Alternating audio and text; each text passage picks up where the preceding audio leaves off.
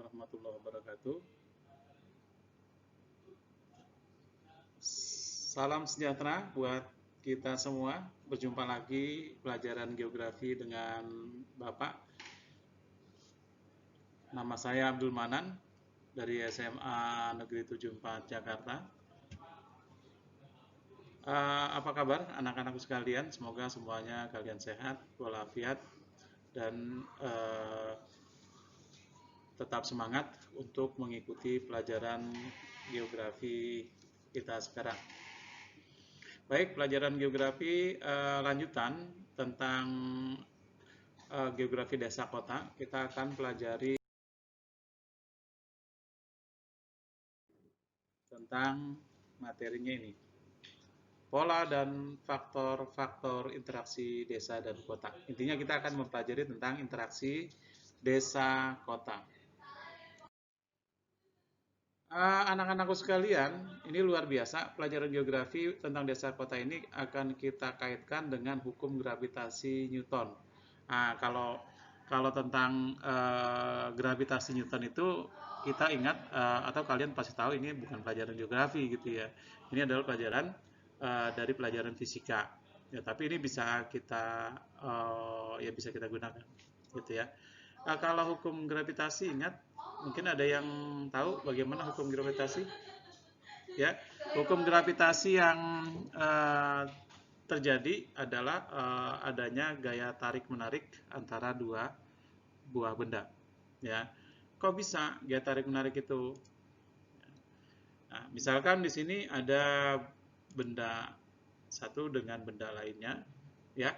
Ini benda yang masanya lebih besar dan ini benda yang masanya lebih kecil. Nah, ini akan ada pengaruh. Kemudian mereka berjarak, ya. Maka kalau berdasarkan hukum gravitasi, benda dengan massa yang besar mempunyai daya gravitasi yang lebih besar. Kemudian jarak di antara dua benda itu nanti mempunyai hukum terbalik ya, berdasarkan kekuatannya.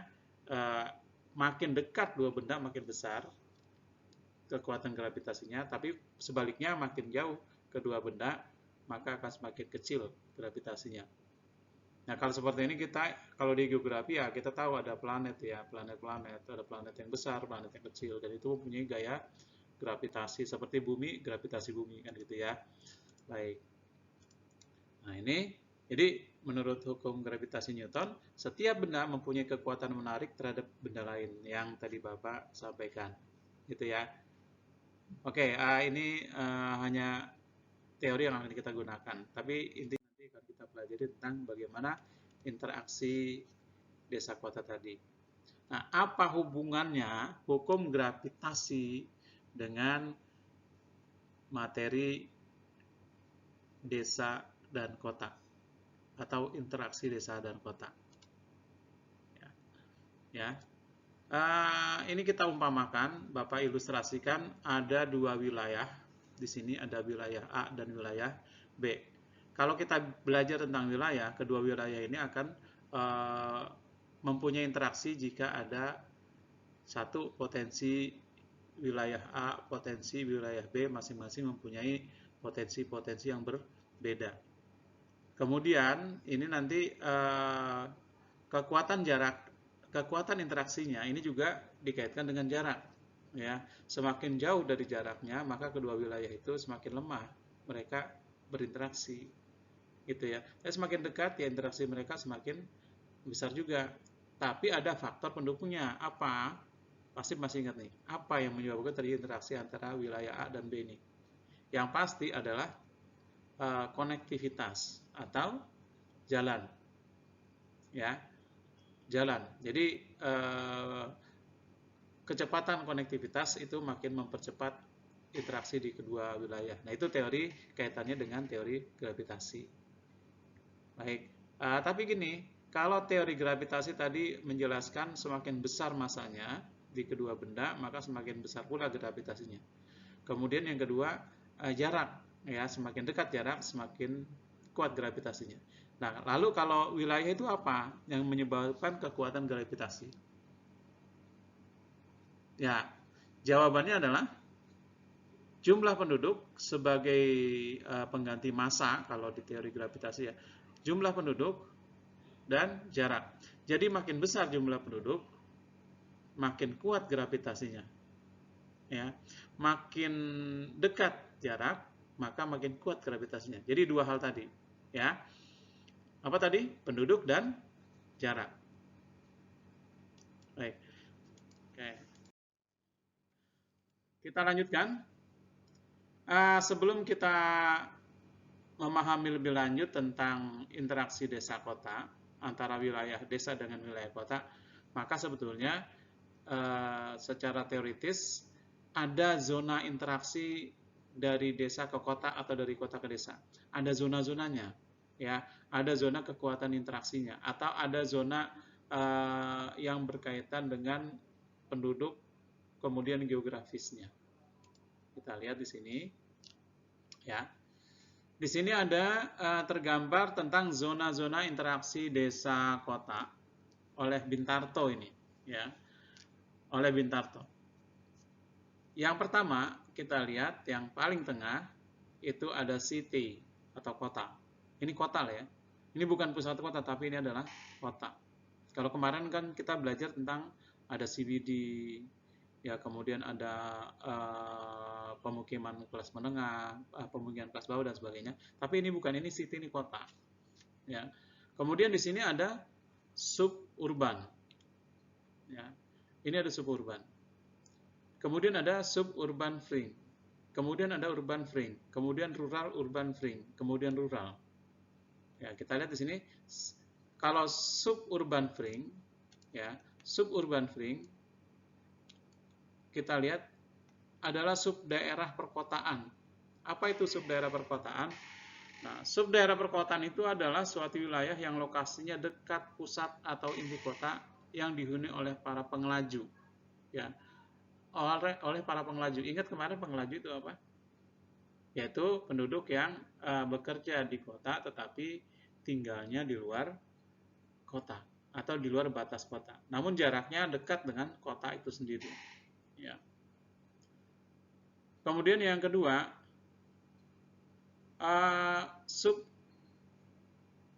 suburban fring. Ya, suburban fring. Oh, sorry, tadi suburban ya. Sekarang suburban fring. Suburban fring di sini adalah jalur tepi subdaerah. Kayak apa sih? Jalur tepi subdaerah perkotaan, suatu wilayah yang melingkari suburban dan merupakan wilayah peralihan antara kota dan desa. Ya. Ini tergambar sebagai wilayah peralihan. Ya, peralihan. Jadi kayak apa sih kalau wilayah peralihan itu? Nah, kalau kita wilayah peralihan itu ya kegambar. Misalkan di situ ada penduduk yang secara ekonomi itu lebih pada daerah-daerah pedesaan ya. Tetapi mereka sebagai pedagang itu nanti akan berkumpul atau membuat tempat tinggal yang ada di antara itu ya, antara wilayah perkotaan ya. Nah, biasanya memang pedagang ya, pedagang di mana menampung dari hasil pertanian kemudian yang akan dibawa ke kota ya. Jadi mereka membangun rumah-rumah di situ dan di situ akan terjadi pengumpulan ya, pengumpulan pemukiman. Kemudian yang keempat, urban fring ya, yaitu jalur tepi daerah perkotaan paling luar. Jalur tepi perkotaan paling luar. Ya. Kalau seperti itu, jalur tepi perkotaan di paling luar adalah semua wilayah batas luar kota yang mempunyai sifat-sifat mirip kota kecuali inti kotanya. Nah. Kemudian rural urban fring, jalur batas desa kota. Ya, kemudian rural pedesaan. Rural itu adalah yang pedesaan utuh ya, pedesaan. Jadi lebih banyak tanah-tanah pertanian. Jadi semakin ke arah keluar, semakin nampak bahwa kesibukan itu sebetulnya semakin berkurang ya.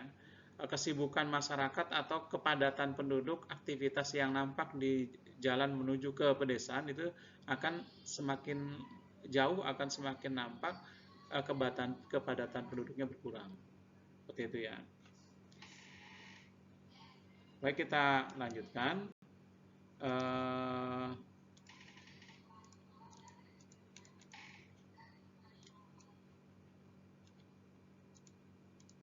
Kita lanjutkan.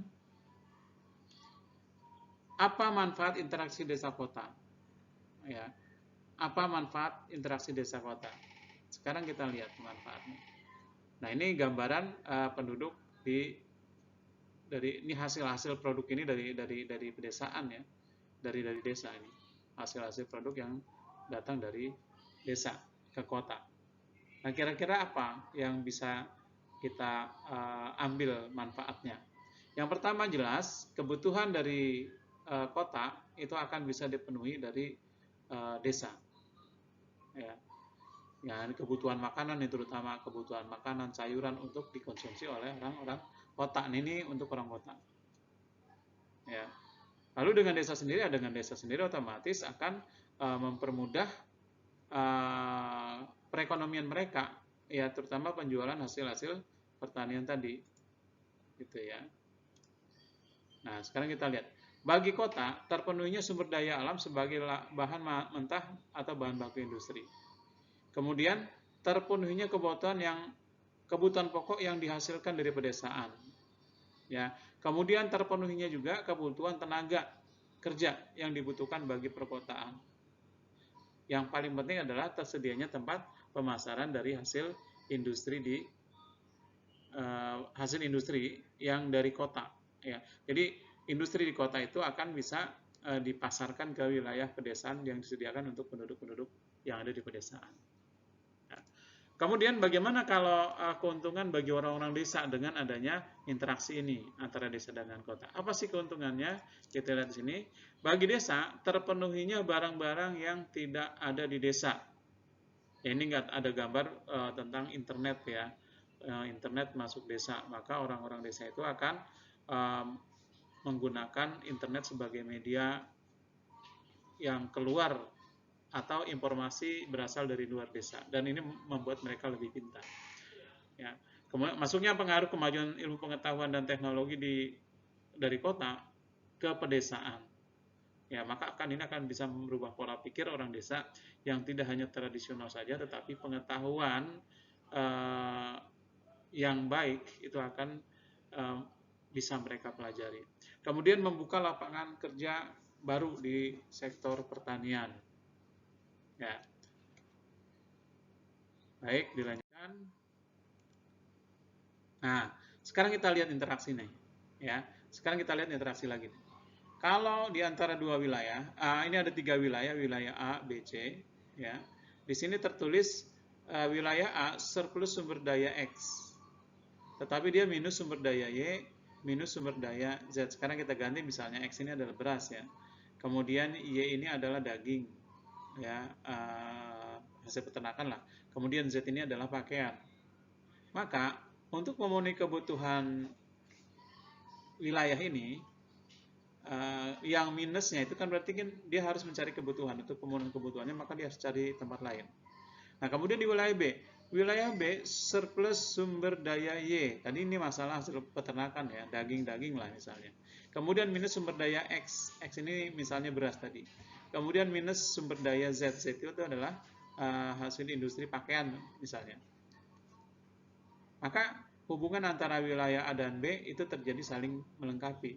Ya, misalnya kalau minus sumber daya Y, ya kalau Y itu adalah tadi peternakan tadi, itu bisa diambil dari wilayah B. Kemudian wilayah A yang surplus sumber daya X itu tadi beras, sementara wilayah B itu minus tentang beras, maka dia bisa ngambil ke wilayah A. Demikian pula ke wilayah C.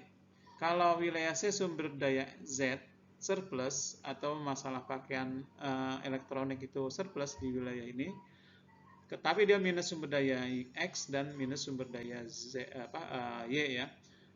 Minus sumber daya X, kalau X itu tadi beras, kemudian minus sumber daya Y. Ya, kalau Y itu tadi masalah peternakan ya. Maka untuk pemenuhan kebutuhan di wilayah C, kebutuhan masyarakatnya dia bisa mengambil ke wilayah dari wilayah A ke wilayah B. Ya, sementara A bisa mengambil kebutuhan sumber daya pakaian dan sebagainya ke wilayah C. Wilayah B juga mengambil kebutuhan sumber daya pakaiannya yang minus ini ke wilayah C. Jadi di antara wilayah-wilayah ini terjadi interaksi yang kuat, ya, interaksi yang kuat. Ini adalah interaksi yang saling melengkapi, kebutuhannya di sama-sama saling melengkapi. Nah, sekarang kita lihat di sini agak berbeda, ya. Kita di sini ada berbeda, ya. Berbedanya di mana? Wilayah A surplus sumber daya X minus sumber daya Y. Wilayah B surplus sumber daya Y minus sumber daya X. Kemudian wilayah C surplus sumber daya X dan surplus sumber daya Y, ya. Dan dua-duanya wilayah C ini adalah surplus, ya. Yang dibutuhkan oleh wilayah A dibutuhkan oleh wilayah B. Nah, maka ini terjadi ketimpangan interaksi nih, ya. Di sini ada garis titik-titik, panah titik-titik, itu menunjukkan interaksinya melemah. Kalau ini wilayah C itu memberikan kebutuhannya ke wilayah A, yaitu wilayah A minus sumber daya Y, sementara wilayah C surplus sumber daya Y. Maka diberikan pemenuhan kebutuhannya diberikan ke wilayah A. Kemudian kebutuhan wilayah B yang minus itu juga ada di C, maka dia melakukan memberikan pemenuhan kebutuhan diambil dari wilayah C untuk wilayah B. Nah, sebetulnya di antara wilayah A dan B ini kan sebetulnya bisa saling memberikan, ya, saling bertukar pemenuhan kebutuhan. Karena sumber daya surplus sumber daya Y dan minus sumber daya Y, ya, surplus sumber daya X dan minus sumber daya Y. Kemudian di B surplus sumber daya Y, kemudian minus sumber daya X. Cuma tinggal tukar-tukar aja sebetulnya. Ya, mereka bisa saling memerlukan atau memberikan, ya. Nah, tetapi kenapa interaksi di sini lemah? Nah, ini ada faktor X. Faktornya itu apa? Ya, faktornya adalah hambatan konektivitas. Misalnya, jalan yang menghubungi wilayah A dan wilayah B, jalannya rusak. Atau jalannya terlalu kecil. Sementara di sini sudah dibangun antara A dengan C, B dengan C sudah dibangun infrastruktur atau jalan tol yang sangat mudah. Kemudian diukur waktunya juga ini lebih cepat. Ini juga A dan C lebih cepat. C dengan B juga lebih cepat. Sementara A dan B yang harusnya waktunya cepat itu jadi lambat. Kenapa? Karena jalannya rusak tadi. Harusnya bisa ditempuh 2 jam, tapi jadi 4 jam. Tapi kalau ke C, ini bisa ditempuh dengan jarak yang lebih jauh, tapi bisa ditempuh dengan 2 jam. B juga dengan bisa ditempuh dengan yang lebih cepat, misalnya 2 jam juga. Maka ini terjadi hubungan yang melemah interaksinya. Nah, ini disebut wilayah C ini wilayah yang memotong hubungan antara A dan B. Ya. Memotong hubungan antara interaksi wilayah A dan B. Baik. Nah, jadi proses pemindahan dari kota ke desa atau sebaliknya dipengaruhi oleh antara lain satu, jarak mutlak maupun jarak relatif antar wilayah. Ya. Yang kedua, biaya transportasi dari satu tempat ke tempat yang lain. Nah, ini jadi pertimbangan. Yang ketiga, kelancaran transportasi antar wilayah. Ya, baik. Jadi anak-anakku sekalian, seperti itulah teori tentang terjadinya hubungan antar wilayah, ya. Baik, kita lanjutkan kembali materi ini. Sekarang kita akan gunakan teori keruangan interaksi wilayah, ya.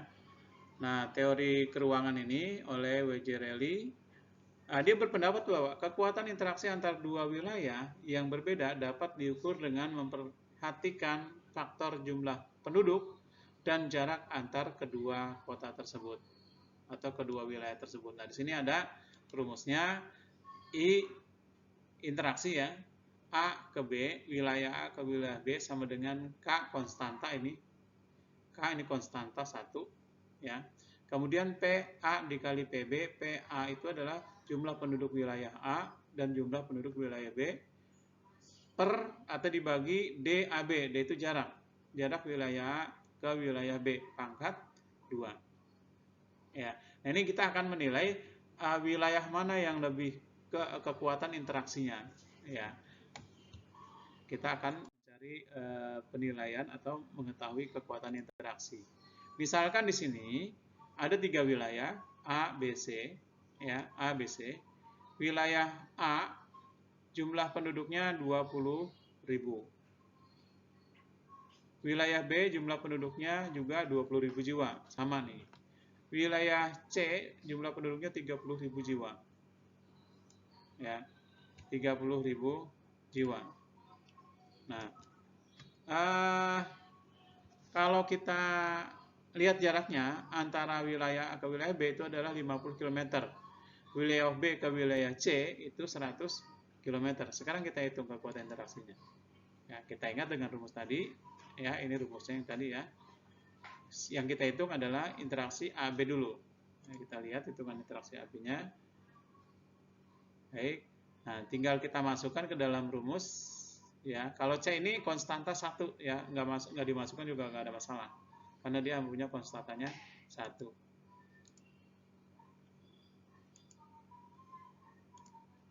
Baik. Jumlah penduduk wilayah A. Ini A ya, 220.000 jiwa. Kemudian wilayah B yang ini ya, 20.000 jiwa. Nah, kita bagi mengikuti rumus. Jaraknya di sini DAB jarak pangkat 2 adalah 50 km pangkat 2.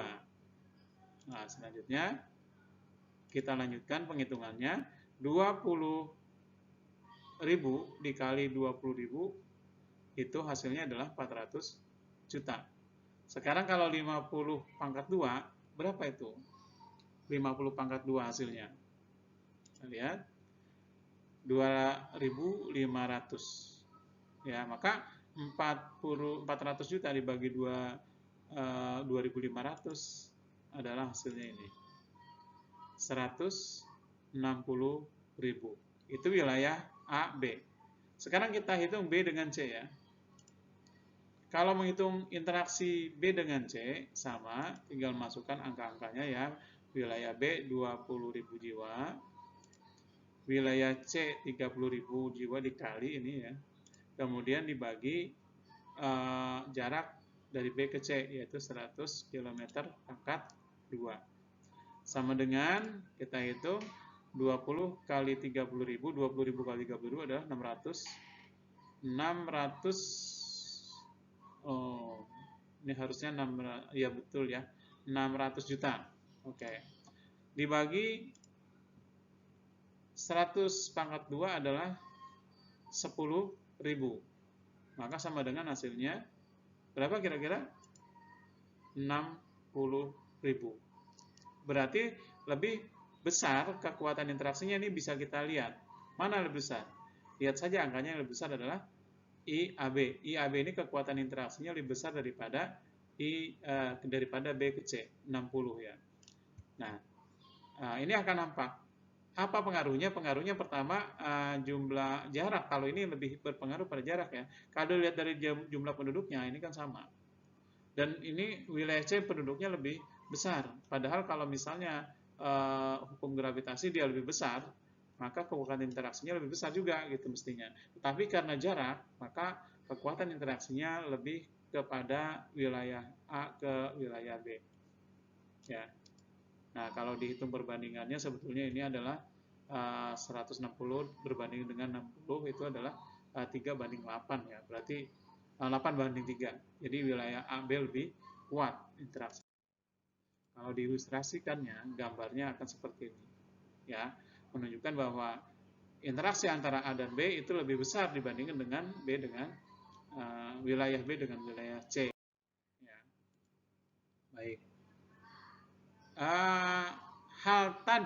Teori tadi oleh Rally, ya, ini bisa diterapkan ke dalam ke dalam lapangannya atau ke wilayah kenyataannya apabila satu, kondisi sosial ekonomi masing-masing wilayah relatif memiliki kesamaan, ya. Sosial ekonomi misalnya pendidikannya sudah tinggi, kemudian penghasilannya juga sudah rata-rata ya tidak jauh beda gitu ya, kebudayaannya itu juga sama lah gitu ya, jadi itu bisa digunakan. Yang kedua, kondisi alam setiap wilayah relatif sama, misalnya di daerah yang morfologi datar, wilayah datar dengan wilayah datar, atau wilayah pegunungan dengan wilayah pegunungan, ya, itu akan bisa diterapkan. Kemudian yang ketiga, keadaan sarana dan prasarana transportasi yang relatif sama, ya, dua wilayah dengan sarana dan prasarana transportasi yang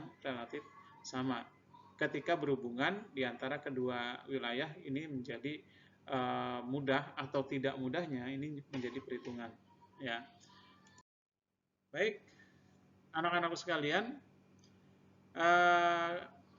yang kita pelajari tadi tentang interaksi wilayah desa dengan kota, itu bisa dilihat menggunakan atau diukur dengan menggunakan hukum gravitasi, ya, di mana hukum gravitasi itu menjelaskan bahwa kedua benda bisa mengalami gravitasi jika massa dua benda itu yang berbeda. Yang massanya lebih besar itu akan mempunyai kekuatan interaksi yang lebih besar. Kemudian yang kedua, jarak, ya, jarak. Semakin dekat jarak di kedua benda, semakin besar gravitasinya. Semakin jauh jarak kedua benda, semakin melemah gravitasinya. Nah, itu diterapkan ketika kita mempelajari tentang interaksi wilayah desa dengan kota, ya. Nah, wilayah-wilayah ini bisa mempunyai kekuatan interaksi dilihat dari yang pertama jumlah penduduk. Makin besar jumlah penduduk yang satu wilayah, makin besar gravitasinya atau kekuatan interaksinya lebih besar. Kemudian makin jauh jaraknya, semakin kecil gravitasinya. Sebaliknya semakin dekat jaraknya, semakin besar kekuatan gravitasi wilayah tersebut. Nah, anak-anak sekalian, demikianlah pelajaran geografi kita. Dan ini bisa kalian terapkan dengan melihat misalnya perjalanan kalian ke daerah pedesaan atau ke wilayah-wilayah lain dengan melihat karakter-karakter wilayah di sepanjang perjalanan. Itu akan mempermudah kita mengaitkan adanya interaksi wilayah desa dengan kota berkaitan dengan hukum gravitasi. Terima kasih. Demikian pelajaran kita pada hari ini. Semoga semuanya bisa mengikuti dengan baik dan mengerjakan tugas kalian adalah menyimpulkan teori interaksi desa kota dan kemudian membuat laporan dengan memfoto, kemudian dikirim boleh ke WA Group, bisa juga melalui Google Classroom. Terima kasih. Assalamualaikum warahmatullahi wabarakatuh.